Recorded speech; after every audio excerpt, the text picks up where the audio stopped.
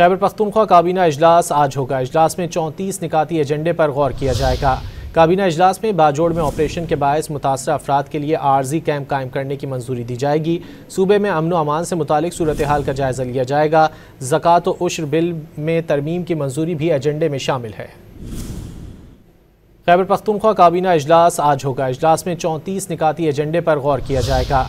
काबीना इजलास में बाजोड़ में ऑपरेशन के बायस मुतासरा अफराद के लिए आर्जी कैंप कायम करने की मंजूरी दी जाएगी। सूबे में अमन व अमान से मुतालिक सूरत हाल का जायजा लिया जाएगा। ज़कात व उश्र बिल में तरमीम की मंजूरी भी एजेंडे में शामिल है। खैबर पख्तूनख्वा काबीना इजलास आज होगा। इजलास में 34 निकाती एजेंडे पर गौर किया जाएगा। काबीना इजलास में बाजोड़ में ऑपरेशन के बायस मुतासरा अफराद के लिए आर्जी कैंप कायम करने की मंजूरी दी जाएगी। सूबे में अमन व अमान से मुतालिक सूरत हाल का जायजा लिया जाएगा। ज़कात व उश्र बिल में तरमीम की मंजूरी भी एजेंडे में शामिल है।